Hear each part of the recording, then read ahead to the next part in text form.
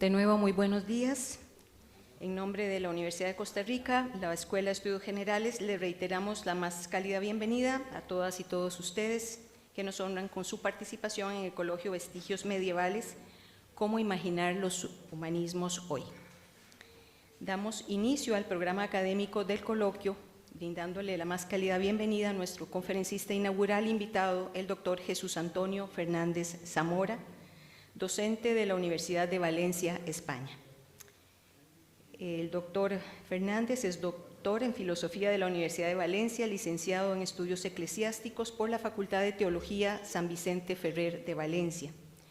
Actualmente se desempeña como profesor asociado en el Departamento de Filosofía, Moral y Política de la Universidad de Valencia, donde imparte asignaturas vinculadas a la ética, la ciudadanía, la bioética y el pensamiento filosófico contemporáneo. Además, el doctor Fernández es funcionario de carrera como profesor de filosofía en educación secundaria en la Comunidad Valenciana. Desde 2008 es director del Seminario Permanente de Filosofía Española y miembro activo del Grupo de Investigación en Bioética de la Universidad de Valencia. Ha participado en comités de bioética hospitalaria y forma parte de la Asociación Internacional de Filosofía para Niños en la Comunidad Valenciana.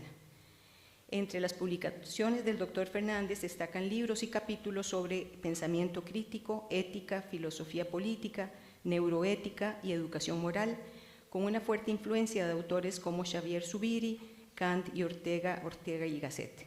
En el 2018 su trabajo fue reconocido con el premio Ángel Herrera a la mejor labor de investigación en humanidades. Sin más preámbulo, escuchamos al doctor Jesús Fernández Zamora, quien dictará la conferencia inaugural titulada Luis Vives y la herencia del humanismo. Buenos días. En primer lugar, quería dar las gracias a la Universidad de Costa Rica, al vicerrector de estudios, Jairol, en nombre de la universidad, pues gracias por vuestra acogida, al director de la Escuela de Estudios Generales, al comité organizador, a los colegas profesores y a los alumnos que me vais a tener que aguantar un rato con lo que voy a tener que decir. Por lo tanto, gracias a todos, a los que os conozco y a los que todavía no, y gracias por esta acogida porque la verdad es que tanto el profesor Jaime como yo llevamos 4 días en vuestro maravilloso país y estamos realmente encantados. O sea, estamos muy, muy a gusto y por eso pues queríamos daros las gracias, ¿no?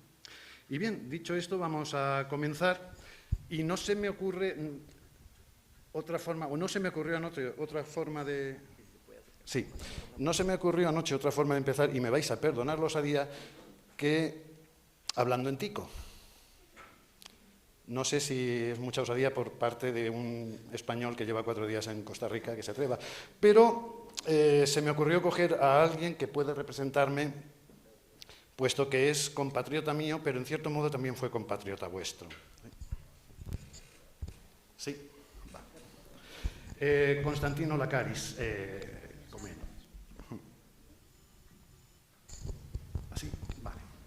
En su libro El costarricense tiene un párrafo que me ha llamado la atención y que dice así: alguna vez me he preguntado cómo hubiera sido el filosofar costarricense si lo hubieran inventado los costarricenses, sin influencias idiomáticas, una vez, claro está, constituida la lengua. No se hubiera hablado del ser de los entes, sino que se hubiera hablado y pensado de la chunchedad del chunche y en vez de hablar de la problemática de la esencia y la existencia, se tendría el problema metafísico del chunche y la vaina. Me parece curioso porque podemos enlazar con lo que vamos a hacer en este congreso, en este coloquio. Yo me pregunto, al igual que se preguntaba el profesor Constantino Lacaris, ¿cómo sería el filosofar moderno si no hubiese existido la Edad Media? Y estaríamos hablando pues, de un yo sin nosotros, o de una autonomía solitaria, de una ética del cuidado de sí mismo sin el otro, o del amor propio sin caridad. Estaríamos hablando del chunche y de la vaina. Y en cierto modo, para eso va a servir este congreso, para que descubramos que hablar del chunche y la vaina tiene sentido siempre y cuando hablemos también de la esencia y la existencia. Pero no podemos desconectar la esencia y la existencia del chunche y la vaina, porque de lo contrario se quedaría en un hablar vacío, en un saber completamente estéril. Por eso, estudiar los humanismos de la Edad Media nos dice mucho a nosotros y nos proyecta hacia lo que somos y hacia lo que queremos ser. Por lo tanto, yo voy a hablar en esta conferencia de la esencia y la existencia, pero también voy a hablar del chunche y la vaina. Y voy a hacerlo de la mano de Luis Vives. Me voy a basar en sus escritos y en este libro que los miembros del Seminario de Filosofía Española de la Universidad de Valencia publicamos hace unos años, bajo la edición del profesor Jaime Vilarroch, que os hablará mañana, En busca del humanismo perdido, estudios sobre la obra de Juan Luis Vives. Y aquí viene la segunda osadía. ¿Por qué empezar un congreso, un coloquio medieval, hablando de un autor que nació en 1492? ¿Cuándo acaba la Edad Media? Bien, esto es un debate. Me vais a perdonar que me levante porque yo necesito moverme. La Edad Media podemos decir que acaba en 1453. A ver, estudiantes, ¿qué pasó en 1453? Que alguien levante la mano. La caída de Constantinopla. ¿Quién da a este mozo clase? Súbale un punto, por favor. Genial. Hay otra fecha, aparte de la que todos sabemos. 1517. ¿Qué pasó en 1517? Esta es de matrícula, ¿eh? Un señor, un Lutero, un fraile benedictino, que le dio por colgar un cartelito en una puerta con una serie de propuestas diciendo: hasta aquí hemos llegado, estamos hasta la vaina. Y generó una revuelta impresionante llamada Reforma. Esa es otra fecha, 1517. La más conocida es 1492. Dos mundos se encuentran, mejor, dos partes del mundo se encuentran y el mundo se globaliza. Ahí se acaba la Edad Media. Y ese año nace nuestro amigo Luis Vives. ¿Por qué tengo la osadía de comenzar un coloquio de la Edad Media con un señor que nace cuando acaba la Edad Media? Sí. ¿Porque soy valenciano? Puede ser. Este señor era de Valencia. Pero si cogemos a Luis Vives tiene la habilidad de hablarnos de la esencia y la existencia, criticándolas desde el chunche y la vaina. El señor Vives es el final de la Edad Media y el comienzo de la modernidad, no solo él, en su época hubo muchos más, ¿no? Melanchón, Moro, Erasmo. Pero en este grupo de personas, de pensadores y pensadoras, que las hubo en aquella época también, podemos encontrar esa bisagra que nos dice: hasta aquí la Edad Media y a partir de ahora vamos a otra cosa. Y analizando sus escritos vamos a descubrir todo lo que supuso el humanismo medieval y cómo se lanza hacia un humanismo moderno de corte diferente, aunque asumiendo lo anterior. Digamos que criticamos lo que hemos tenido hasta ahora, pero al mismo tiempo lo valoramos y lo lanzamos hacia un futuro que proyectamos. Cogemos la esencia y la existencia y lo aplicamos a nuestro chunche y la vaina, ¿no? Lo aplicamos a esta situación. Pues bien, ¿quién fue Luis Vives? No sé si atreverme a hacer esta pregunta. A ver, algunos datos biográficos. No os voy a meter en el compromiso. Todo el mundo. Es un humanista, efectivamente. ¿Es valenciano? Bueno, vivió en Valencia hasta los 16 años. Luego se largó y nunca más quiso volver. Ahora os explico por qué. En 1492 nace Luis Vives en la ciudad de Valencia, hijo de Luis Vives y Blanca Marc, pariente, entroncada con pariente del poeta Ausiàs March. Nosotros los valencianos, Ausiàs March es importante, ¿no? Es nuestro gran poeta. En 1509 se va a París, o sea, fue de los primeros alumnos que tuvo la Universidad de Valencia, pero en 1509 se va a París. Podemos pensar, venía de familia acomodada, lógicamente el padre No, a ver, el padre era judío converso, la madre había sido judía conversa, al padre lo matan, lo queman, lo acusan. En España tuvimos un gran problema con la gente que no pensaba como nosotros, ¿no? En 1492 hubo un par de señores, un tal Fernando y una tal Isabel, que dijeron: aquí o todos pensáis como nosotros o os largáis. Y se largaron. Y los que se quedaron tenían que asumir que tenían que ser cristianos, nuevos cristianos, no viejos cristianos, con lo cual ya venían marcados. Pero el padre de Luis Vives, la madre de Luis Vives, pertenecían a esa comunidad judía que tuvo que convertirse, eran judíos conversos, pero judaizantes. Por las noches se juntaban a jugar a las cartas judías, las cartas cristianas. No les iba mucho, ¿no? Descubren el pastel, cogen al padre de Luis Vives, lo juzgan, lo queman, juzgan a la madre que ya estaba muerta, la desentierran, sacan los huesos, los queman, desheredan a la hermana y Luis Vives dice: para mí que me voy a París. A ver, yo soy cristiano, practicante, voy a misa los domingos, pero por si acaso me voy a ir a París. Y nunca más volvió a Valencia. Pero en Valencia estamos muy orgullosos de tener a un insigne valenciano que nos representó en media Europa, ¿no? A partir de aquí empieza a conocer a toda la jet set intelectual del momento, ¿no? Trasladó a Lovaina y ahí empieza a contactar con humanismo, con Erasmo de Rotterdam. Aquí publica De Institutione Femina Christiane, La Introductio a Sapientia, De Subventione Pauperum, posteriormente colabora con la corte inglesa. Después de Lovaina se va a Inglaterra. Pasa que en Lovaina, claro, empieza a juntarse con Erasmo. Esta persona tenía un serio problema de malas relaciones. O sea, en Valencia se había juntado con toda la comunidad judaizante, en Lovaina se junta con Erasmo, el cual es atacado de protestante. A ver, protestante no, pero vamos a dejarlo que filo protestante, ¿no? Marcha, no huyendo, pero sí le dan una oportunidad. Él era amigo de la reina Catalina de Aragón, esposa de Enrique VIII, lo nombran educador de la hija, María Tudor, con tan mala suerte que al rey le da por divorciarse y montarse su propia iglesia. Cuando a Tomás Moro, íntimo amigo de él, lo decapitan, dice: va a ser que me voy de aquí también. Entonces se va a Brujas, se afinca en Brujas y ahí acaba su vida dedicado pues a la publicación, viviendo malamente.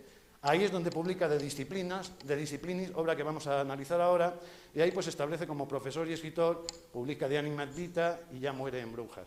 Se casa con Margarita, hija de un comerciante judío de Valencia, y acaba sus días feliz escribiendo y metidito en su estudio.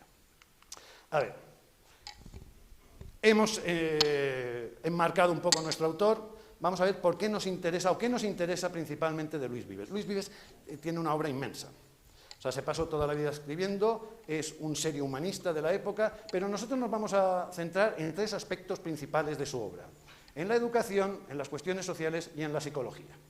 Vamos a comenzar por la educación. ¿Qué es lo que innova Luis Vives en el tema de la educación? Él propone la reforma de los estudios medievales desde un enfoque humanista. Él coge la esencia y la existencia de la escolástica medieval y se propone hacer una reforma desde el chunche y la vaina. Y lo que hace es coger lo que se había hecho hasta el momento, ponerlo en solfa, darle la vuelta y proponer su sistema. A ver, en una carta en Pseudodialecticus, una carta que escribe en 1519 a un amigo suyo, pone de vuelta y media a todos los profesores de la Universidad de París: este es el momento en que, sin que me escuchen vuestros profesores, os pido al alumnado de esta universidad que pongáis atención. Lo que dice Luis Vives tal vez lo diga por vosotros. O sea, la crítica que hace a los profesores de la Universidad de París, siendo él estudiante y luego siendo profesor, puede a lo mejor serviros. Pensad en algún profesor. Yo siempre pienso en alguno. Los profesores que estáis aquí también podéis pensar en algún profesor. Todos tenemos en nuestro imaginario al recuerdo de algún profesor que decíamos: madre, pero no se nos olvide que a esos profesores también le debemos mucho. ¿Cómo no dar clase? Que no es poco, ¿eh? Entonces, ¿qué es lo que se encuentra? O sea, pues se encuentra un colegueo en París. O sea, París estaba lleno de valencianos. Con lo cual, él se sentía un poco como en casa.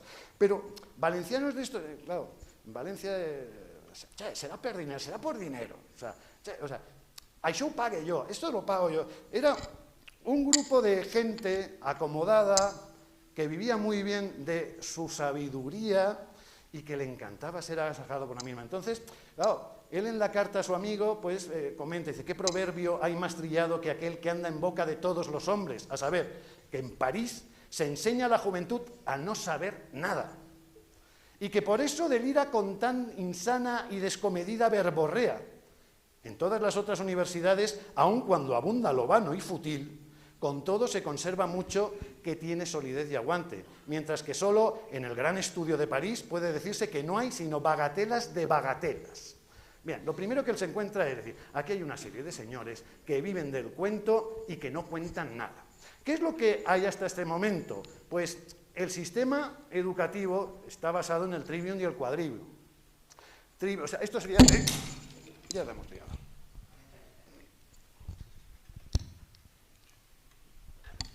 El trivium y el quadrivium sería el bachiller actual. A ver, algo hice mal. Aquí. El trivium y el quadrivium sería el bachiller actual, luego ya serían las licenciaturas. En teoría esto debería, el trivium y el quadrivium debería durar 7 años. Y luego cada una de las licenciaturas 4, 5 o 4 años dependiendo de qué licenciatura elegías. El trivium es lo más elemental, gramática, dialéctica, retórica. Quadrivium es aritmética, geometría, astronomía, música. Ahí te daban el grado de bachiller y luego ya accedías a el grado de licenciado. ¿Quiero ser médico? 4 años. Hace falta tiempo para conocer el cuerpo humano. ¿Quiero quiero saber de leyes? Derecho, 5 años. Si es difícil conocer el cuerpo humano, conocer las leyes que rigen la comunidad humana es más difícil. Y la teología. Vamos a conocer los misterios de la divinidad. Con todo esto ya accedías al grado de maestría, al grado de licenciado, y entonces tú ya podías ir tranquilamente a la universidad, ponerte enfrente de otro y ponerte a discutir de cosas tan interesantes como el sexo de los ángeles. Otros sit angelican mingan, vean los ángeles. Pues ¿cómo va a ser si no tienen sexo? Si no hay aparato urinario, si no hay aparato vaginal, ¿cómo van a orinar? Entonces, claro, Luis Vives se encuentra con esa discusión dialéctica y dice, esto hay que correr. Además, todo esto había ido reduciéndose. El bachillerato llegaba a 1 año, 2 años, decía, es tiempo insuficiente. Y entonces aquí es cuando este señor decide escribir De Disciplinis. De Disciplinis es la gran obra del señor Vives. Tiene 3 libros. De Causus Corruptorum Artium, la generación de las disciplinas, la degeneración de las asignaturas, ¿no? Aquí hace un análisis de cómo el sistema escolástico medieval se ha corrompido totalmente y hace una crítica mordaz, irónica y con mucho humor, vale la pena leerse algunos textos, sobre la educación escolástica. Segundo libro, De Tradendis Disciplina, propuesta de una reforma educativa. Vale, ¿veis? Este señor está hablando de la esencia y la existencia, de lo mal que nos ha ido con estos elementos, pero no se queda en una simple crítica. Dice, no, y ahora vamos a hablar de el chuncho y la vaina. Vamos a aplicar eso a nosotros y cómo esto en la época presente, que es la de Vives y que puede ser la nuestra, ahora veremos por qué, se elabora una pedagogía del alma y una política de la vida, una política de la pura vida. Primum vivere, de inde filosofari. O sea, hay que buscar la vida dentro de la educación, no la educación por la educación ni el contenido. Y ya por último, esta parte no la vamos a ver, es la más amplia, es cuando hace los manuales. Claro, este señor no tenía de qué comer y dijo, pues la solución es yo hago los manuales, hago la reforma y luego me compraron los manuales. Ni se aplicó la reforma ni le compraron los manuales, pero ahí los dejó. Si quieren se los leen, interesantes. Bien, nosotros vamos a ver las 2 primeras. Vamos a empezar por la degeneración de las disciplinas. En este libro lo que hace es una crítica a las artes a lo largo de la historia, como desde Aristóteles hasta hoy en día las asignaturas han ido degenerando. Esto yo lo llevo escuchando desde que estudiaba, porque mis profesores ya decían, es que vosotros no sabéis lo que es estudiar. En mi época sí que estudiábamos manuales como Dios manda. Y 40 años después yo le digo eso a mis alumnos. ¿Qué sabréis vosotros lo que es estudiar? Si os damos 4 apuntes de nada y os estáis quejando. Bueno, pues esto parece que viene desde Aristóteles, ¿no? Y a partir de ahí, esto lo hace con un fundamento en la naturaleza humana y la cultura. Hace una crítica basándose en lo que es el ser humano, no una crítica meramente intelectual. A ver, temas generales que aborda en este libro. Pues primero, la corrupción de las artes por el alejamiento de la experiencia. ¿Cuál es el gran problema que tienen los profesores escolásticos? Cuidado, aquí ya podéis empezar a pensar en vuestros profesores, en el profesor elegido. ¿Cuál es el gran problema? A ver, que le falta experiencia. Este hombre lleva toda la vida metido en una biblioteca, es un ratoncito de biblioteca. ¡Buah! Si sabrá de manuales. Si te sabe decir la página, la línea. O sea, yo tenía un profesor que decía, Jesús, ve a la página 58, tercera línea en el segundo párrafo. Y decía, don Manuel, tiene usted razón. Lo pone tal cual. Qué maravilla de erudición sobre un tratado que daba respuestas exactísimas a preguntas que nadie hacía. Entonces, Vives sostiene que las disciplinas se han desviado de su origen práctico. A ver, saber es saber vivir, y si no vives, no sabes nada. Entonces, en lugar de apoyarse en la observación, la experiencia y la indagación racional, las ciencias han caído en un formalismo estéril, inútil. El saber se ha alejado de servir a la vida. O sea, esto es, yo no sé aquí en Costa Rica si ustedes tienen debates políticos por la tarde. Nosotros en España ahora se está poniendo de moda los debates políticos. Hay un señor que se llama periodista, luego siempre descubrimos que no tiene el título de periodista, fue a la facultad de periodismo, eso sí, ¿no? Y que tiene al lado un señor que se llama de izquierda y al lado un señor que se llama de derecha. Y aquí el objetivo es a ver quién insulta más al otro, ¿no? Pues anda que tú, pues y tú más, ¿no? Entonces, este era el objetivo de llegar a la Universidad de París. Sabéis que el sistema medieval era 2 señores, uno enfrente, mira, uno se ponía ahí y otro se ponía aquí, y empezaban a discutir, lo cual tenía su gracia. Por lo menos ibas y te divertías. La gente se llevaba las pipas de la época, las palomitas, ¿no? Y empezaba a ver, ¿tú por qué más? Yo apuesto a por Duns Scoto, calla, que yo voy con Abelardo, calla, que acaba de llegar Tomás de Aquino. Bueno, cuando venía Tomás de Aquino, Cristiano Ronaldo se quedaba corto. O sea, este lo petaba. Tomás de Aquino era, el ídolo de la... A ver, el ídolo intelectual, el guapo era Abelardo. Buscar la relación que tuvo con Eloísa, es que no se le ocurrió otra cosa que ligarse a la sobrina del deán de la catedral de París. Y el deán mandó cortarle cierta parte de su cuerpo desde el momento desde el cual no le quedó más remedio que ser fraile. Véansela ustedes con los deanes de las catedrales medievales. Pues bien, Vives experimenta esa corrupción y dice, aquí hay 2 señores pavoneándose a ver quién sabe más, pero en realidad los alumnos no están aprendiendo absolutamente nada. Claro, hay un abuso de la autoridad, hay una dependencia excesiva de los autores antiguos. ¿Y esto por qué es verdad? Porque Magister Dixit.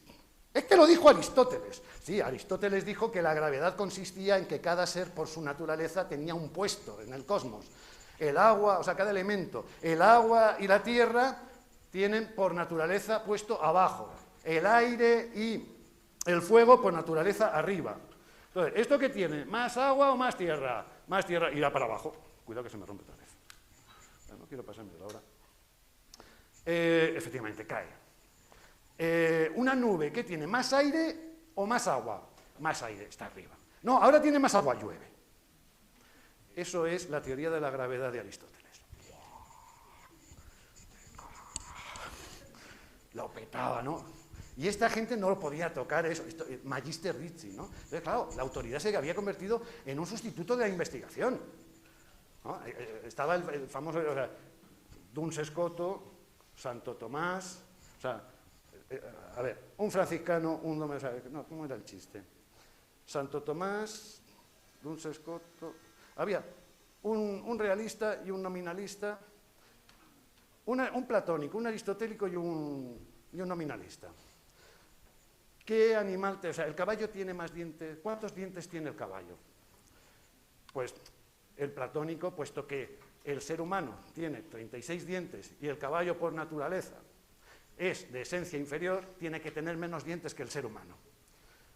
El aristotélico, pues teniendo en cuenta que el ánima racional, el ánima animal, el alma animal, necesita de un ímpetu mayor que el ánima humana, porque tiene que sobrevivir, tendrá más dientes que el ser humano. El nominalista abrió la boca y dice, cuenten, hombre, cuenten. Pues esto viene a decir Vives, ¿no? O sea, Vives reclama el derecho al pensamiento, a cuestionar la autoridad e incluso a los autores venerables. ¿Y si Aristóteles no tiene razón? ¿Y si, piensen en ese profesor, no tiene razón? ¿Y si se equivoca? Pero es que se ha leído el manual entero, lo escribió el manual, bueno, ¿y qué? Yo tengo escritos 2 manuales, les aseguro que la mitad es paja. La editorial siempre te exige que pongas más para que, si no, no hay ventas. Seguimos, el lenguaje corrompido. Se ha perdido la precisión semántica, se crean nuevas terminologías, se meten en un lenguaje que solo entienden ellos, ¿no? Esa exégesis del noema cuando hacemos una noesis después de hacer una epogé. Pero la epogé es trascendental e idética o la epogé es fenomenológica. ¡Qué bueno! Claro, tú lo sabes decir, qué listo es, que ha dicho, no lo sé, pero tiene que saber, ¿eh? Bueno, esto ya pasaba en la Edad Media. O sea, no hablaban de la epogé trascendental ni idética, pero sí que hablaban de la esencia. O sea, causa, causans, causa, natura, naturans, natura, naturata. El lenguaje lo habían corrompido. Lógica escolástica, a ver, estos señores eran muy buenos en la lógica. Les encantaba estudiar lógica porque era la forma que nuestro pensamiento adopta para descubrir la verdad. Pero claro, cuando tú te quedas en mero formalismo lógico, al final es decir axiomas que en realidad lo único que hacen es confundir y acabar en discusiones totalmente bizantinas que en realidad no demuestran absolutamente nada. La vanidad y la ambición del saber. Esto ya no pasa. Los profesores somos humildes y somos fieles servidores de la verdad que humildemente aceptamos que puede que nos equivoquemos y no necesitamos que los demás nos digan ¡qué listo es profesor Fernández! ¿Verdad que no? Pues bien, los sabios buscan prestigio y reconocimiento, la ambición de los profesores, la pereza intelectual. Este profesor de la Sorbona que lleva ya 40 años ocupando el mismo puesto y no ha pasado del capítulo 1 de la ética nicómaco de Aristóteles. Léase el capítulo 10, hombre, que está definiendo mal la felicidad. No, pero es que define también, claro, es que yo me he especializado en el capítulo 1. ¿Para qué voy a leerme el capítulo 10? ¿Ah? Entonces, ambición y saber. Cuidado, esto a lo mejor os soñará. Había gente que se metía en la universidad para alcanzar cargos y ser poderoso, ¿eh? Existía eso. Vives lo criticaba. Claro, hay una educación mal orientada. Se enseña de la infancia de manera forzada, memorística y sin sentido. Para mañana léanse esto, profesor, son 200 páginas. ¿Y? Yo tenía un profesor que llegué, primer día digo, yo quiero saber bien metafísica, ¿qué he de hacer? Léase la metafísica de Aristóteles. Ya lo he hecho, maestro, dice, en griego.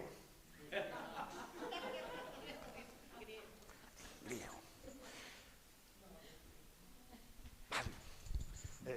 No se estimula la curiosidad natural, ni se respetan los ritmos de aprendizaje. El conocimiento se transmite desde una autoridad exterior. El profesor lo ha dicho porque el profesor lo ha estudiado de su profesor, el cual fue discípulo de Tomás de Aquino. Cuidado, esto tiene peso. Hay una educación mal orientada. Todo esto es lo que viene a decir de Causis Corruptus. A ver si me da tiempo a leer alguna cosita del libro, si no, no. A ver, el libro se divide en 7 partes, de las artes en general, de la corrupción de la gramática, entonces va diciendo cómo cada una de las artes se va corrompiendo. Yo tenía que apuntar algunas citas, pero no quiero alargarme, no vaya a ser que haga como los medievales y acabe hablando del sexo de los ángeles, ¿no? Pero bien, ahí pueden ver un poco la estructura del libro. Critica las artes en general, la corrupción de la gramática, la corrupción de la dialéctica, de la retórica, la corrupción de la filosofía natural, de la medicina, las artes, la corrupción de la filosofía moral y la corrupción del derecho. Bien, esto era la primera parte. Vives nos habla de la esencia y la existencia. ¿Qué es la existencia? Esencia qui competit esse. ¡Ay, fabuloso! ¿Y cómo lo conoció usted? Porque los sentidos me lo indicaron, y sin intelecto quid prius non fuerin insenso. ¡Qué maravilloso! Pero no se queda en esa crítica de ese saber vacuo, vanidoso, en busca del poder y del reconocimiento, de vivir tranquilamente. Eso, mira, hazte profesor. trabajas 3 horas al día por la mañana y por la tarde descansas y tienes unas vacaciones tremendas. Aquí, no sé, en España tenemos, a mí cuando dicen, ustedes tienen todo el verano libre, 2 meses, digo, se engaña. Tenemos también Semana Santa y Navidad, son 3 meses. Allí hay un dicho y es, vive, o sea, lo ideal es tener ¿cómo era? El trabajo de un cura, o sea, ¿cómo es? El trabajo de un cura, el sueldo de un ministro y las vacaciones de un maestro. Sería el trabajo ideal, ¿no? Bueno, pues, pero Vives no se queda ahí. Vives escribe la segunda parte. Vives, además de hablarnos de la esencia y la existencia, pues nos habla chuncho y de la vaina. Y nos lanza la disciplina. Educación humanista. Busca educar al ser humano como ser racional, ético y social. Cuidado. Vamos a ir al ser humano, vamos a la vida. Déjate, o sea, primum vivere, deinde filosofare. Y hay una revisión de los estudios escolásticos. Y entonces empieza a hacer una revisión y nos da su programa. ¿Cuál es la finalidad de la educación? Pues no lo vais a creer, pero resulta que la finalidad de la educación es el ser humano. ¡Anda! La finalidad es vivir. O sea, yo sé para vivir, no vivo para saber. ¿Habrá cosa más absurda que acumular conocimientos para absolutamente nada, creyéndome que todo lo que yo sé va a significarme en la vida? ¿Cuánto daríais vos, señora marquesa, por saber lo que yo sé? Le dijo el sabio a la marquesa. La marquesa respondió, mucho más daría yo por saber lo que vos no sabéis. Porque la educación busca formar al ser humano en su totalidad, intelectual, moral, social, espiritual. El saber no busca la gloria personal, sino el bien común. Cuidado, el maestro busca el bien común de la comunidad, no su bien orgullosamente puesto sobre un pedestal para ser reconocido. La educación debe estar orientada al uso práctico y ético del conocimiento. Yo sé algo para vivir mejor, no sé para saber. O sea, saber por saber es la cosa más absurda. Y la verdadera disciplina es cultivar no solamente, sino el carácter. Estamos en un principio que ya los griegos se inventaron, que se llamaba la paideia. O sea, saber es saber vivir. Y vivir bien, cuidado. Ortega y Gasset decía, el ser humano es el único animal que no busca sobrevivir o vivir. Todos los animales buscan sobrevivir, se conforman con vivir. El ser humano, además, quiere vivir bien. Y si no, prefiere morir. Yo tuve una gata, 14 años. A mi gata le puse su cojín, le puse su cajoncito para que hiciese sus cositas. Al lado de la estufa, en España hace frío en invierno, se ponía en la estufa. Vivió 14 años así, su comida, su cojín, su cajón y su estufa. ¿Ustedes creen que yo maltraté a mi gata? Pues luego hice eso con mi hija y me dijeron que la estaba maltratando. A ver, le he puesto un cojín, un cajón, la estufita. Oiga, ¿qué hace usted con su hija? Digo, pues lo que hice con mi gata. No, se está propasando. Claro, es que el ser humano quiere vivir bien, porque lo otro no es vida. Y ahí es donde va Vives. La naturaleza del uno. Entonces, claro, si lo que yo quiero es favorecer la vida, el desarrollo integral de la persona, pues tendré que adaptarme yo. Cuidado, que se adapte el alumno. La semana que viene examen. Que el manual son 500 páginas, he dicho examen. Había un profesor en España que luego fue presidente de la Primera República, Nicolás Salmerón. Para mí es un crack, es mi ídolo. Nunca lo he conseguido poner en la práctica, pero me encanta. Tiene un discurso por ahí que danza. O sea, él todos los años cuando empezaba la clase de metafísica decía, conmigo nadie aprueba el primer curso, van a tardar 2 años. Así que quítense vanas ideas de que al final del curso habrán aprobado la asignatura. Necesitan 2 años. Y ya les digo de antemano cuál va a ser el examen. Hágame una redacción sobre el ser. Ahora, ya de antemano te estoy diciendo, usted va a suspender. Tiene que saber suspender. No, amóldese usted a mí. No. Vives dice, la enseñanza de amoldarse a la edad, al carácter, a las capacidades del alumno, y no todos aprenden al mismo ritmo. Si es que hay gente que le cuesta, a ver, hay gente que en un par de días se ha aprendido la lección. Hay gente que le cuesta 50 años, no pasa nada. A ver, yo tengo 54 y hay todavía muchas cosas que no he aprendido. Yo no sé lo que es acostarme tarde, leches. O sea, al día siguiente me acueste tarde, tengo mal. No, hombre, no. Mi mujer me dice, estás de vacaciones, disfruta de la vida. No puedo. Estoy muy mal educado. Es necesario observar al niño, conocer sus inclinaciones, sus talentos, sus dificultades.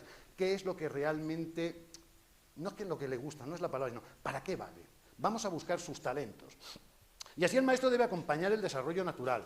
Entonces, Vives anticipa las prácticas de las ideas modernas de la pedagogía. Tiene una ventaja respecto a Rousseau. Muchas de las cosas que dice Vives ya las dirá después Rousseau.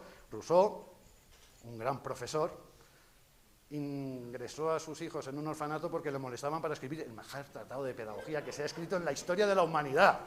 ¡Qué grande! Vives fue coherente, no tuvo hijos. Es más, el matrimonio de Vives, o sea, Vives se considera una especie de ermitaño laico, no sacerdote, y el compromiso matrimonial fue de compañía. O sea, léanse la historia, es interesante cómo llega a casarse con Margarita, se llevaban muchos años, pero fue una relación no basada en el sexo, cuidado, esto ya, simplemente en el respeto a la compañía. A lo mejor es que hay otros tipos de amor, ¿no? Entonces, Vives va anticipando todo esto. Método que utiliza Vives: critica los métodos memorísticos, despertar el interés, aprendizaje, que sea concreto, no abstracto, ejemplos, analogías, incluso habla del sentido del humor y evitar la repetición mecánica. O sea, ¿de qué vale saberse mecánicamente? Ahora, no sé si alguien de ustedes estudia biología, quiere estudiar biología. Yo me sé de memoria la definición de los grupos que hay de insectos: afamípteros, seminópteros, himenópteros, coleópteros, dípteros y lepidópteros. Creo que me faltaron los odonatos. No sé cuáles significan, pero qué bien queda que sí. Me lo aprendí con 15 años y aprobé el examen. No, él dice, la repetición mecánica no sirve para nada. Si quieren les explico el ser de Parménides y luego el ser heideggeriano. Eso es droga dura, ¿eh? Pero ahí no puedo meterme porque eso lo entiendo, no me lo sé de memoria. Entonces hay que interiorizar el aprendizaje. Claro, el papel del maestro. El maestro es no solo transmisor de contenidos, es maestro de vida, es un maestro de moral. No impone con el miedo, el respeto lo impone con el ejemplo. No te obligo a que hagas lo que yo digo, es que al final mi vida va a ser atractiva para ti, o debe ser atractiva para ti. Descubrir que vivir del saber es vivir bien, y que lo que tú llamas felicidad, luego hablaremos de eso, no es felicidad, os lo aseguro, es otra cosa. Wellness le llaman ahora, pero no tiene nada que ver con la felicidad. Además, es carísimo. O sea, irte a un centro wellness, carísimo. Entonces, antes que enseñar, el maestro debe formarse a sí mismo. Como no me va a dar tiempo a leer los comentarios, sí que quiero leer, bueno, me lo sé. O sea, debe formarse a sí mismo y el maestro tiene que tener un papel determinante. Luis Vives pone unas condiciones para ser maestro. Dice, el maestro tiene que vivir dignamente, con lo cual el sueldo no puede ser bajo. Se merece un respeto. A ver, tenemos dignidad. Yo muchas veces me quejo a mis alumnos. No sé, en la Constitución costarricense, en la española hay un artículo que dice, todo español tiene derecho a un trabajo digno. Y a mí me están quitando la dignidad a mis alumnos. Por Dios, déjenme un trabajo digno. Merecemos un sueldo digno. Ahora, que no sea tan alto como para que se nos metan los pedantes y para que aspire a este trabajo a aquellos que quieren vivir bien. No. Ni extrema. O sea, esto como Aristóteles. O sea, si no tienes dinero no vas a ser feliz. Pero el dinero no da la felicidad. No hace la felicidad. La compra hecha en todo caso, pero no la hace, ¿no? Entonces, hay que ser muy exigente con la carrera de profesor. El orden de los estudios. Bueno, ya hemos visto antes que lo que hace es intentar reformar todo el orden medieval. Él coge lo que es el trivium, el quadrivium, y él se inventa su propio sistema. Gramática, retórica, lógica, aritmética, geometría, música, astronomía, y después añade ética, física y metafísica, y todo eso lo hace con un tiempo suficientemente grande como para que se quede y no tan suficientemente elevado como para que te vayas. Utilidades del saber. El conocimiento debe ser útil y aplicado a la vida, es útil para la convivencia. Gracias al conocimiento vamos a crecer en justicia, paz, bien común. Y hay que tener en cuenta que el saber sin ética es peligroso. Saber sin virtud, cuidado, esto es muy buena la cita esta, saber sin virtud es ignorancia refinada. Por eso, esa persona que alardea de sus conocimientos, pero moralmente es de una bajeza increíble, difícilmente Vives le llamaría sabio, docto, enterado. pero al final acabas de él hasta la vaina. Claro, él critica entonces los modelos tradicionales. El uso del castigo, la coacción, la memorización sin sentido, la imposición de textos difíciles, sin preparación, que no digo que renunciemos a esos textos. Vives dice, hay que trabajarlos, pero preparándonos. Entonces, él dice, es que estáis metiendo a los chavales a Cicerón, la madre que va, Cicerón, Séneca, Aristóteles. Dice, preparémoslos primero y luego seguramente lo entiendan. Y entonces, tiene que haber estímulo para la reflexión personal. Claro, los niños aprenden mejor por amor que no por miedo. Este libro se divide en, esta parte se divide en cinco libros: la enseñanza, la escuela, el profesor alumnado, metodología. Bien, tenía ahí unas citas, pero tampoco me las voy a dejar. En todo caso, luego, si queréis, las comentamos. Bien, hasta aquí la parte educativa. Para Vives es importante que la educación integral sea la clave del humanismo. Sin educación no hay humano total, no hay formación total, no hay una liberación global del ser humano. Hay que educar, edúcere, sacar lo que hay dentro. Pero esto luego se tiene que aplicar. Cuidado, el gran error, uno de los hándicaps de la modernidad es el individualismo exacerbado. Yo y solo yo, que no digo que yo no sea importante, porque uno de los descubrimientos del modernismo, de la modernidad, es el yo. Si yo no estoy, ¿para qué los demás? Pero yo y solo yo. Entonces, el siguiente apartado que yo descubro del humanismo de Vives es las cuestiones sociales. Todo esto que yo he conseguido sacar con la educación, he de aplicarlo a la sociedad. Una sociedad que tiene que ser más justa. Claro, ¿qué es más justo? Y esto Vives lo trata en su libro, El Tratado de Socorro a los Pobres. El Tratado de Socorro a los Pobres puede ser quizás el primer tratado que ha habido en la historia que hable de un Estado social. O sea, actualmente consideramos que una democracia plena tiene que basarse en un Estado de derecho social y democrático. Al menos ese es el artículo primero de la Constitución española. Me hace gracia porque en España ahora hay una tendencia, ¡soy español! Enhorabuena, encantado. ¡Arriba España! Allí tenemos donde yo vivo en Valencia, tenemos una lengua, valenciano. Arriba significa llega. O sea, ya arribe, ya. Cuando me dicen, ¡arriba España! Yo digo, ¿a qué hora? O sea, ¿a qué hora llega? La traducción sería, ¿llega España? Digo, vale, ¿a qué hora? Me dice, arriba España, digo, aquí no hora, yo no me enterate, chiquet. Y no se enteran que el primer capítulo, el primer artículo de la Constitución española es España se constituye como un Estado de derecho social y democrático. Cuidado, social. Esto Luis Vives ya lo preveyó en el Tratado de Socorro a los Pobres. Vives formula principios de beneficencia pública. Establece el deber de los magistrados con los huérfanos de la ciudad. Tiene que haber instituciones de caridad. Tiene que haber una comisión. Tiene que haber visitas domiciliarias a los necesitados. Se tiene que regular cómo se recoge la limosna. Y se prohíbe la mendicidad, ahora veremos y matizaremos esto, y se ordena que los niños socorridos sean enviados a la escuela para aprender un oficio. A ver, la historia es que Vives descubre en su época, en Brujas, y esto luego se pone en práctica en alguna ciudad cerca, pero es que inmediatamente después, en todo lo que es España, empiezan a publicar 3 tratados de estos, porque la situación del siglo XVI va a ser atroz. O sea, salir a la calle y encontrarte con hordas de pobres que vienen mendigando. Y claro, Vives llega un momento que dice, esto tenemos que cambiar el paradigma, porque se nos está yendo de las manos. A ver, la esencia de la existencia, el chuncho, o sea, el chunche y la vaina. Esencia de existencia. Durante toda la Edad Media hay una concepción teológica, ontológica, del bien común y de la pobreza. A ver, el pobre es un ser que Dios ha puesto ahí para generar en mí compasión. Entonces, hay un mandato divino de la misericordia y Dios me envía pobres para que yo sea buena persona. Entonces, el pobre tiene un estatus teológico. Mientras no hay muchos, vale, la cosa bien. El problema es cuando ya esto se desborda y dices, Dios mío, no llego a tanta caridad cristiana. Entonces, Vives cambia el paradigma en su libro y lo que hace es cambiar el paradigma por la utilidad del bien común como categoría económica. Cuidado, en esto es moderno, Vives. Vamos a tratar a los pobres no por caridad cristiana, sino por cuestiones económicas. ¿Por qué? Porque nos vamos a hundir.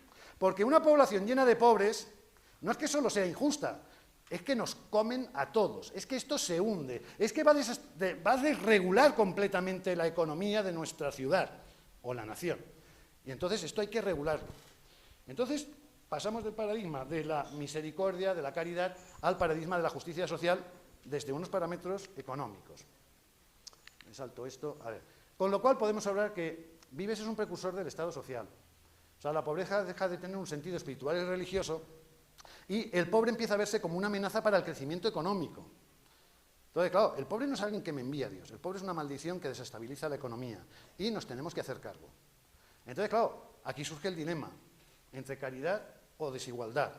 Y desde la modernidad ya no podemos acudir a ciertos paradigmas medievales como es la virtud de la caridad. Acudimos a paradigmas racionales como es la justicia social. Entonces, Vives aborda el tema de la pobreza desde la dimensión espiritual y cultural, pero sobre todo socioeconómica. Y entonces se propone organizar a los pobres de la ciudad, pero con una finalidad, la utopía del trabajo. No es que tengamos que dar de comer a los pobres que hay en Brujas, no. Es que los pobres que hay en Brujas tienen que ganarse lo que comen y eso lo tiene que proveer el municipio. Y tendremos que crear casas de caridad. ¿Y qué es una casa de caridad? ¿Donde van y comen la sopa boba? No. Donde van y aprenden un oficio. Porque Vives no es ingenuo, cuidado. Hay una idea ingenua del amor al pobre y es que hay que atenderlos, pobrecitos, es que dan pena. Y Vives dice, no dan pena ninguna, cuidado. El pobre es lo peor que le puede pasar a una población, porque el pobre es pobre en recursos económicos, pobre en educación y pobre en moralidad. Te la va a pegar. El pobre es peligroso. Pero claro, un día se me ocurrió decir esto en clase, entonces alguien salió y dice, el profesor Fernández ha dicho que hay que acabar con los pobres, matémoslo. Y paren ustedes el carro, yo no dije, hay que acabar con la pobreza. No vayan por ahí matando a los pobres, pobrecicos. Entonces, claro, él pone el trabajo como una utopía. O sea, el instrumento más importante para la moralización es el trabajo.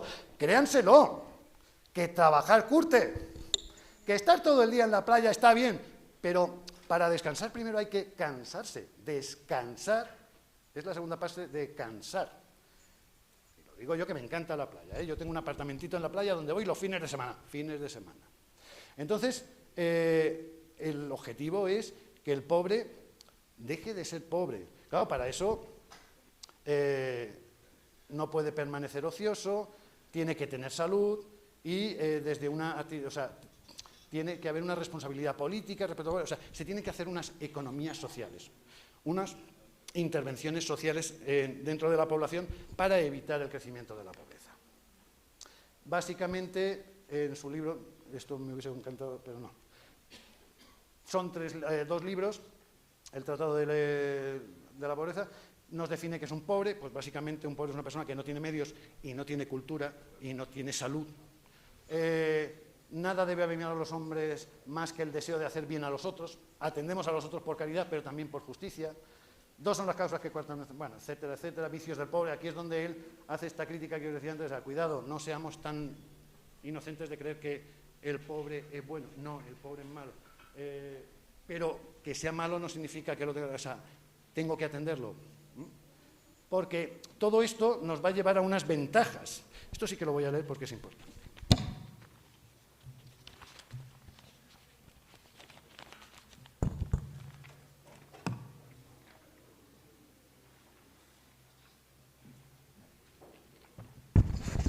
Ventajas de esta reforma. Pues se reducirán los robos y las maldades. Habrá mayor quietud y bien para todos. Reinará la concordia. Será más seguro acudir a los templos y recorrer la ciudad. Y la ciudad será beneficiada porque los ciudadanos se habrán hecho más comedidos. Por lo tanto, aumentará el amor entre todos. En el fondo, lo que estoy haciendo es protegerme a mí. ¿Veis? Hay un yo, pero un yo que se basa en el otro. Y hay un cuidado del otro, porque también con eso me cuido a mí mismo. Y hay un amor propio, también basado en el amor y la caridad al otro, ¿no? Con lo cual, ya tenemos las dos patas del trípode humanista vivesiano. Por un lado, la educación, educación del individuo para servir a la colectividad. Y ahora hace falta algo más. Hace falta concordia, amor, sentimientos, crecimiento. Esto sería la última parte, la psicología. Hace falta una ética del cuidado, una ética cordial, un alma que se desarrolla, y para eso hay que reformar el concepto de alma. A ver, a Vives se le ha considerado uno de los precursores de la psicología moderna. Dejamos de estudiar el alma con los parámetros de Grecia y la Edad Media y empezamos a estudiarla desde parámetros ya empíricos. Ya el alma no es un ente que se introduce en un cuerpo al estilo cartesiano, sino que el alma son los afectos del ser humano. Entonces, esto lo va a hacer en su libro del alma, de Anima et Vita. De Anima et Vita tiene 3 libros, nos vamos a centrar en el tercero de las pasiones, pero el primero nos habla del alma vegetativa. Esto es platónico y aristotélico. Son las funciones biológicas del cuerpo, del ser humano, nutrición, calor, reducción de agua, etc. Luego nos hablará del alma racional. Esto ya es también 100% aristotélico. Voluntad, inteligencia, memoria. Pero aquí ya empieza a haber unos adelantos que todavía no podemos llamar modernos, pero que sí que están abriendo la puerta a la modernidad. Distingue entre ratio especulativa y ratio práctica. Cuidado, se nos está adelantando a don Manuel Kant. Abandona la teoría aristotélica del intelecto agente y el intelecto pasivo y habla de asociación de ideas. Se está adelantando a Hobbes y a Locke. Y la clave va a estar en el estudio de las pasiones. A ver, rápidamente, sí, 5 minutos. El estudio de las pasiones. Desde siempre el ser humano se ha caracterizado, desde Aristóteles, por tener nous y por tener orexis. El nous es, en la Edad Media, l'intellectus. Orexis, en la Edad Media, es el appetitus. El nous es la parte buena del ser humano, el apetito, las pasiones son malas. La concupiscencia, suena hasta atroz, ¿no? Apetitos concupiscibles, la lascivia. Y todo esto es lo que va a estar en la Edad Media. Sin embargo, a partir del Renacimiento, la orexis empieza a tomar importancia. Es decir, espera, las pasiones a lo mejor no son tan negativas. A lo mejor la orexis es la que proviene de la voluntad, es la que hace que se mueva el intelecto. A ver, yo puedo saber muchas cosas que si a mí no me apetece no las voy a hacer. Y a lo mejor lo que hay que hacer es educar las apetencias. A lo mejor la orexis tiene que ver con nuestras valoraciones. Y a lo mejor la orexis tiene que ver con nuestras inclinaciones. Y a lo mejor los valores resulta que van a ser la clave para que nosotros podamos elegir. Y al final vamos a llegar a una teoría de las valoraciones en vez de una teoría intelectiva. Va a ser que a lo mejor nuestra sensibilidad, nuestro sentimiento, nuestra parte sentiente de la inteligencia, que diría mi amigo Zubiri, va a ser importante, ¿no? Bueno, todo esto lo va a recoger Vives de los estoicos, de San Agustín, de Santo Tomás. Va a coger todas las pasiones y va a hacer su teoría. Él va a ordenar las pasiones, pasiones que tienden al bien, pasiones que proceden del mal, pasiones que tienden contra el mal presente, el mal futuro. Y mete una pasión, la soberbia, que esta es nueva. A ver, San Agustín ya la había tratado, pero él le da un nuevo enfoque. Y aquí es donde viene lo grande de nuestro amigo. Voy a saltarme unas cuantas cosas para no alargarme más, pero... A ver, Zubiri, Vives, me perdí. Vives lo que hace es dar un impulso a el estudio de las pasiones desde la observación, desde lo empírico, desde aquello que realmente puede motivar al ser humano a ser mejor. Y entonces lo que estamos haciendo es una nueva forma de ver la orexis como algo valorativo. Y entonces vemos que hay una dimensión social de las emociones, hay un método empírico y una dimensión social. La novedad de Vives, pues que las pasiones por fin dejan de ser enemigas de la inteligencia para ser amigas de la inteligencia. Desde los estoicos se había considerado que las pasiones eran un defecto del alma. Es un defecto del entendimiento. Usted no piensa bien porque las pasiones no le dejan. Es un defecto en Matrix, si habéis visto la película. O sea, usted cree que está actuando bien, pero está actuando mal. Pero es que da gustito, pues por eso. deje de tocarse donde no toca. ¿No? Entonces, él le da la vuelta y dice, no, las pasiones, desde un estudio empírico, nos pueden ayudar a conocer al ser humano en su totalidad, en su dimensión psicofísica, porque el cuerpo influye en lo psíquico y lo psíquico influye en lo corporal, en lo somático. Y entonces vamos a considerar que las pasiones, los sentimientos, las emociones pueden ser juicios racionales. Y esto puede controlarse. Cuidado, esto es importante. Yo puedo controlar mis pasiones. Los antiguos decían, esto es incontrolable, es una pasión incontrolable. No, yo puedo aprender a educar las pasiones, puedo controlarme a mí mismo y puedo hacer que me apetezca aquello que no me apetecía. Es que no me apetece estudiar, entonces, papá, déjame un rato más en la cama. No, si tú educas las pasiones, a lo mejor hasta te apetece. Ojo, no les digo que se vayan a leer la crítica de la razón pura en un par de días, pero ciertos libros a lo mejor empiezan a leerlos con gusto, ¿no? Y esto va a ser el revulsivo de una nueva era que vamos a llamar modernidad. Aunque se suele considerar a Bacon y a Descartes como padres de la psicología moderna, Juan Luis Vives abordó este estudio psicológico antes que ellos. Fue uno de los primeros en aplicar el método empírico. A ver, Descartes tiene un tratado de las pasiones. No sabemos si leyó a Vives, pero hay similitudes. Y lo que está claro es que influyó en el que sí que se ha considerado padre de la psicología empírica moderna, que es Ugarte de San Juan, un señor que hizo un estudio de los ingenios, que luego inspiró a otro señor para escribir el Quijote, el ingenioso hidalgo Don Quijote de la Mancha, estaba como una chota. Los ingenios son los males del alma. Este es el primer tratado de psiquiatría, psicología moderna, ¿no? Que aplica un método empírico. Y Juan Ugarte de San Juan sí que había leído a Luis Vives, ¿no? Entonces, Luis Vives tiene una influencia. Entonces, sí que llega a una moderna. Entonces, acabamos. A ver, conclusión. ¿Qué es lo que encontramos en Vives? En Vives encontramos la unión entre un pasado caduco, pero aprovechable todavía, entre una teoría de la esencia y la existencia un poco difícil de tragar, pero que se puede traducir en términos de un lenguaje nuestro, un lenguaje que nosotros entendemos, lo que yo he llamado el chunche y la vaina, amoldarlo a lo que nosotros entendemos. Desde ese aspecto, Vives representa, además de un puro valor filosófico, el primer intento logrado de una actitud intelectual llena de sentido experimental, o mejor, experimentalista. Puede su influencia colocarse en la línea de la que habían de ejercer Bacon y Descartes, aunque en categoría diferente, como diría Gregorio Marañón. Y acabo con una cita que es mía. Y es que en Vives la pedagogía, la política y la psicología se funden en una visión unitaria del ser humano como ser en formación. La herencia de su humanismo, que es lo que veníamos tratando aquí, no se agota en la historia del pensamiento, de su pensamiento, sino que sigue interpelando al presente como una invitación a reeducar la vida desde un saber que se hace servicio, desde una justicia compasiva y desde el cuidado de la armonía del alma. Muchas gracias.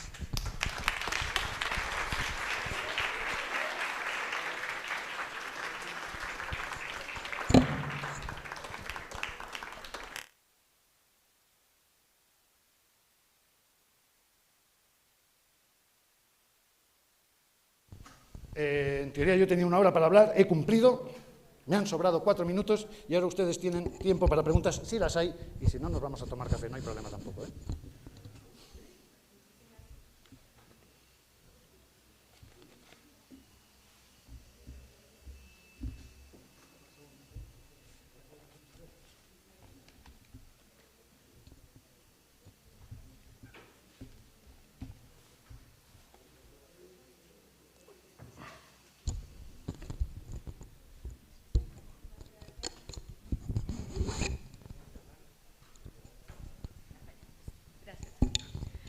Agradecemos al doctor Fernández Zamora por su invaluable aporte en este inicio del coloquio, por contribuir a la reflexión necesaria y urgente sobre los retos y oportunidades que nos presentan las humanidades contemporáneas. Abrimos este espacio para dar, por lo menos para 2 intervenciones concretas, porque necesitamos seguir con el programa, pero bienvenidas sean las preguntas allá.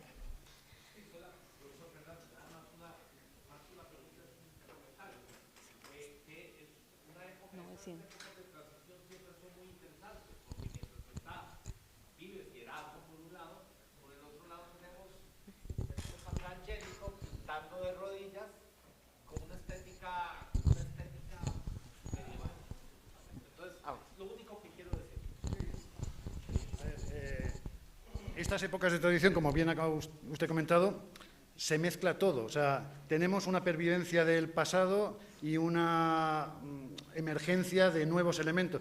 Ayer tuvimos un cineforum muy interesante y en la película se veía claramente. O sea, muchos preguntaban, ¿pero esto es el siglo XIV? No, es el siglo XV. No, estamos en el siglo XVI. La película estaba ambientada en 1654, pero era plenamente medieval.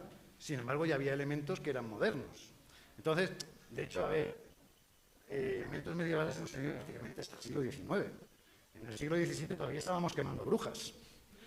Entonces, y al mismo tiempo teníamos a Descartes y teníamos a Newton por un lado. O sea, sí que es verdad que hay una... Por eso, cuando he dicho, o sea, la Edad Media era 1492, no, 1400, hay que poner una fecha, 1453, 1492. La Edad Media es una mentalidad, un episteme, diría Foucault, que se mantiene en el tiempo y va poco a poco eclosionando ella sola, pero ya le digo, bueno, en mi pueblo yo he visto cosas muy medievales hace 40 años. Entonces, y seguro que alguien queda por ahí comentaria, pero sí que es cierto y gracias por la aportación. O sea, mientras Vives está por un lado, por otro lado hay gente muy medieval.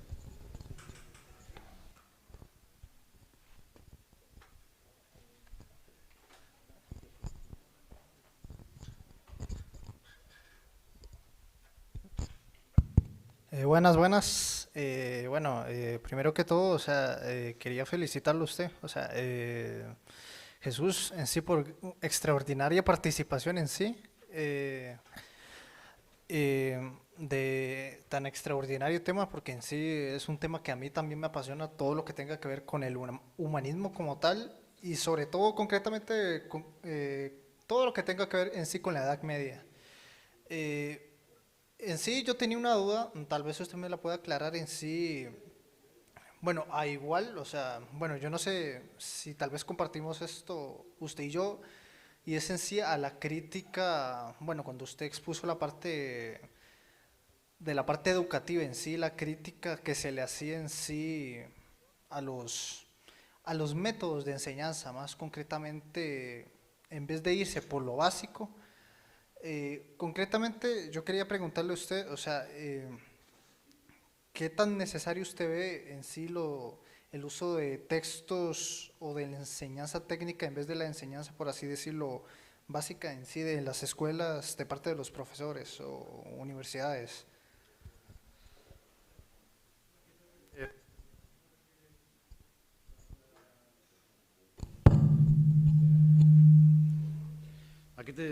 Específicame un poquito, ¿a qué te refieres con la enseñanza técnica? O sea, ¿te refieres, o sea, ¿me puedes reformular la pregunta un poquito? Sí. Bueno, yo quería preguntarle a usted si usted, por así decirlo, conforme a la exposición que usted acaba de brindar, o sea, ¿usted considera que el uso, por así decirlo, de textos o de métodos de enseñanza técnica, tanto en escuelas o universidades, es tan necesaria en vez de los textos, por así decirlo, básicos? Sí.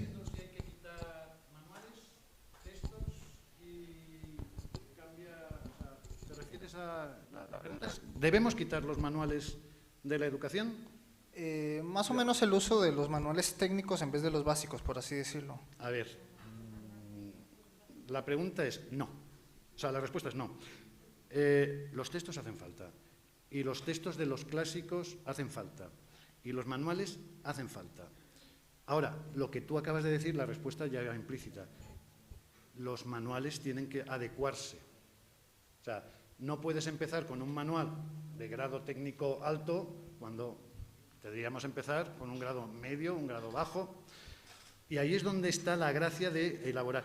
A ver, hay una tendencia ahora en la educación a eliminar todo lo que sea memorización, como decía Zubiri, estoy yo con Zubiri, como decía Vives, a eliminar todo lo que suponga contenido para quedarnos con la forma de hacer las cosas. Con lo cual, pues para que...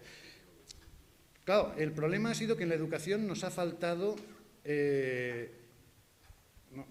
forma, o sea, educar en la forma, y nos hemos centrado demasiado en el contenido.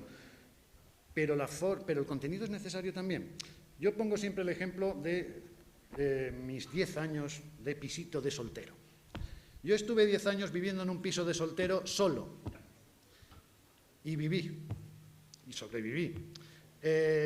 Yo bajaba al supermercado, compraba pan, leche, huevos, cerveza y llegaba por la noche, me ponía la televisión a ver qué partido hacen hoy y me sacaba el pan, me ponía la carne, me ponía la salsa, abría la cerveza y comía.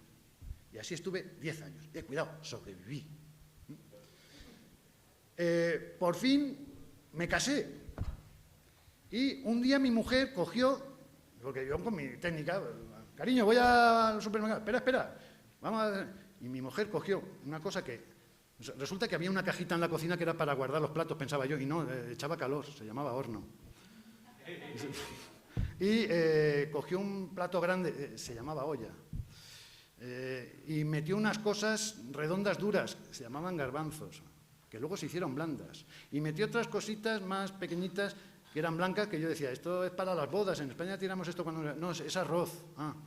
Y metió carne, y metió agua, y metió ajo, y lo metió en la cajita mágica, y en hora y media salió arroz al horno.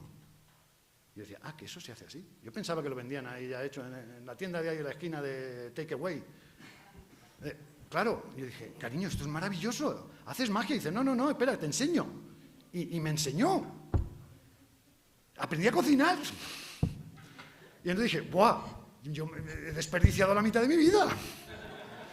Y entonces yo tan contento, pues dije, fenomenal, ya está, solucionado, tengo el problema de la alimentación resuelto para el resto de mi vida. Al día siguiente, claro, fui, abrí el armario y estaba vacío.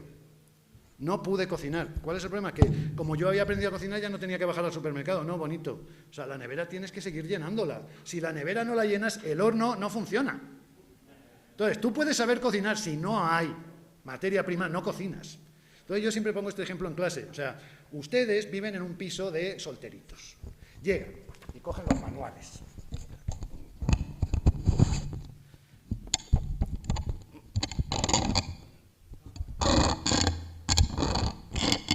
Ahora, cogen el manual.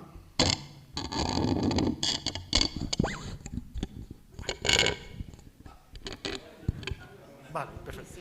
Cogen el manual y abren la nevera y hacen ¡puff! Cogen los apuntes y abren la nevera y hacen ¡puff! ¿No? Y el día del examen abren la nevera y hacen ¡buah! A ver, sobreviven. Si luego el examen hasta queda bonito. Yo puedo 10 y todo de esos. Pero claro, no saben pensar. Entonces, claro, ese es el problema de la educación memorística. Sabemos llenar la nevera. Ahora, voy a enseñarte técnicas de pensamiento, pensamiento crítico. Vamos a aprender a diseccionar un texto, vamos a buscar... Claro, esos son metodologías, no contenidos. Claro, y ahora yo te enseño esto, pero tú dices, ya no hace falta. Las nuevas pedagogías me dicen, no, eso no hace falta. Vale, vamos a pensar. ¿Sobre qué? No sé, pensemos. A ver, vamos a discutir. ¿De qué? No sé, discutamos. ¿Vamos a debatir? ¿De qué? No, hace falta un contenido. Claro, bueno, venga, pongo un contenido. Lo que está pasando en Israel. Y claro, ¿qué ha pasado? Ustedes saben pensar, pero no tienen contenido. A ver, vamos a coger la historia de lo que ha pasado aquí, contenido, qué es lo que ha pasado desde 1947. Claro, ahora tienen datos. Ahora discutan, ya no me escupen a la cara. Pues mira, es que aquí pasa esta... Entonces, por eso, ¿hace falta quitar los manuales? No, no hay que quitarlos. Tienen que estar. Ahora, en función del método. Y entonces tiene que haber una progresión. Entonces, no sé si he respondido. Y Vives yo creo que va por ahí. O sea, él habla en contra de la memoria, pero luego tiene una cita preciosa que la tenía apuntada, que dice, tenemos que empezar por la imitación, pero la imitación nos tiene que llevar más allá. Básicamente lo que viene a decir Vives es que no podemos pensar a lomos de gigantes. O sea, no somos enanos que pensamos a lomos de gigantes. Somos gigantes que pensamos a lomos de gigantes. Mi inteligencia es ese gigante que se va a subir sobre otro gigante que voy a tener que estudiar para ser más gigante todavía. Usted es tan gigante como Kant, pero si no lee a Kant se va a quedar a la misma, como mucho, y con suerte, a la distancia de Kant. ¿Quiere ir más allá de Kant? Súbase a lomos de Kant. Usted no es enano, es gigante. Pues imagínense dos gigantes. Entonces, pues, creo que por ahí va el humanismo en la educación.